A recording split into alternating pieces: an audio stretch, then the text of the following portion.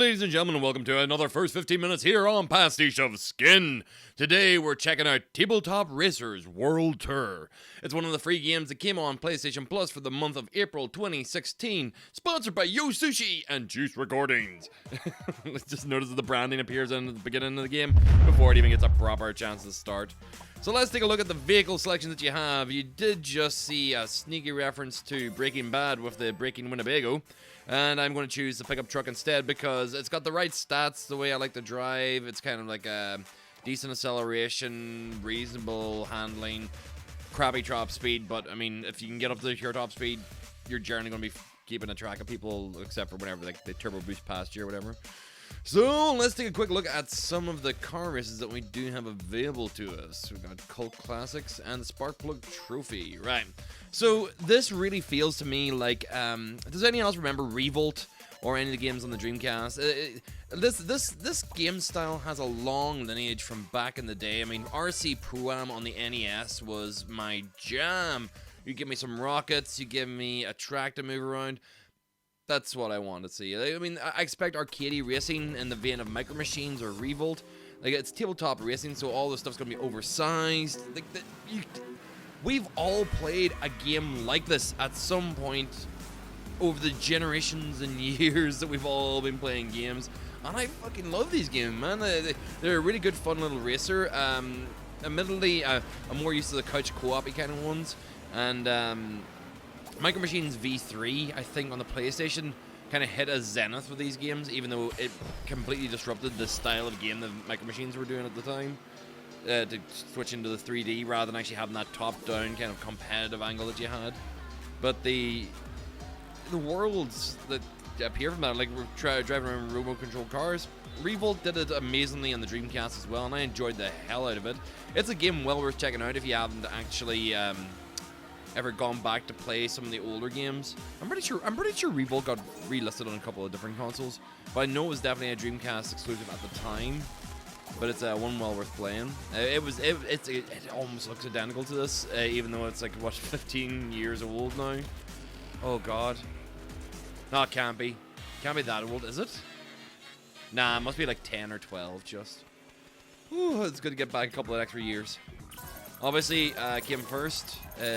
In the lower ranked matches, you're not going to be really challenged too much.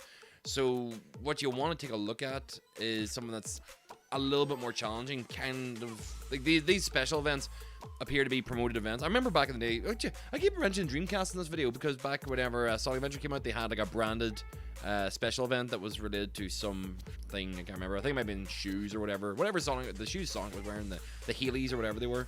But in this case, it's actually a branded special event. Probably a couple of them are sponsored, other ones are just there.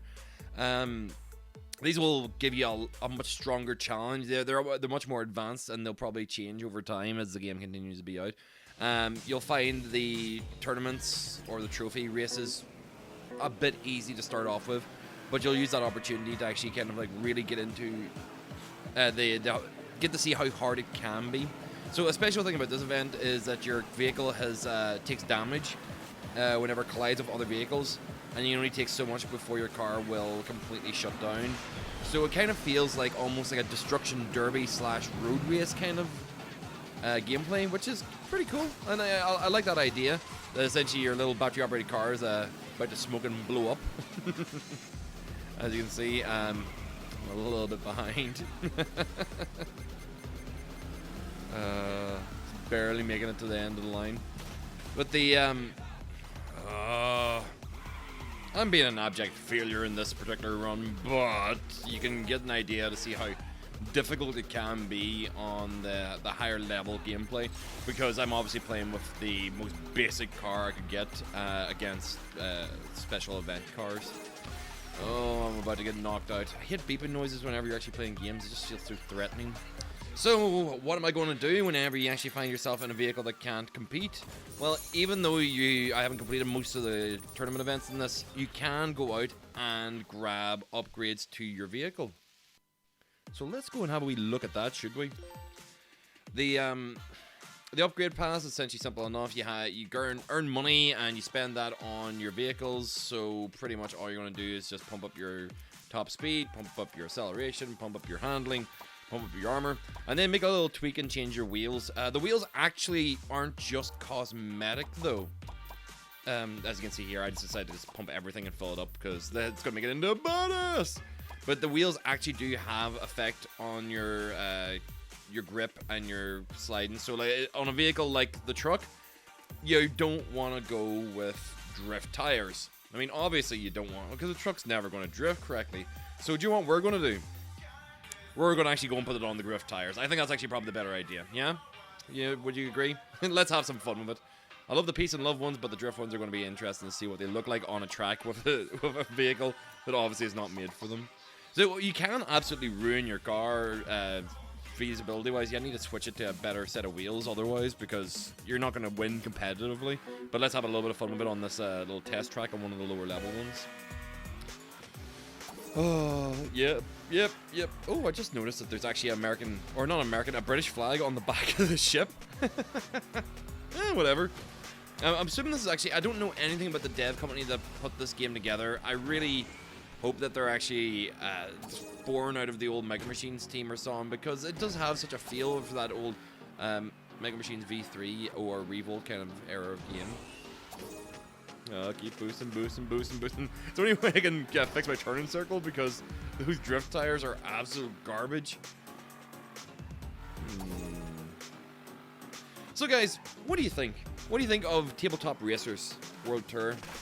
I mean, it's a world tour of kitchen tables and such, but I like a bit of an old school gameplay every once in a while, and this really fits the biscuit. I'm glad this is actually part of PS Plus. If you grab this and Tropico, you've got something to cover you for your one more turn, 4 o'clock in the morning gameplay, and your 5 minutes. I've got to go. Oh, I've got to get one game in before I leave, kind of gameplay. So they balanced out the PS Plus for this month reasonably well. If you feel like I'm talking out of my arse, feel free to comment underneath this video, because PS Plus has actually been a really good deal for me since I've gotten it. I've seen people put up images about how much it costs and how much of value. It's actually, no matter what, a good monetary choice. I wouldn't be without it. So guys, remember to like, remember to comment, remember to subscribe, and I will see you guys all in the next video, because you love you, I love me. Wait, I think I got that wrong. Either way, I'll see you all in the next video. Bye-bye.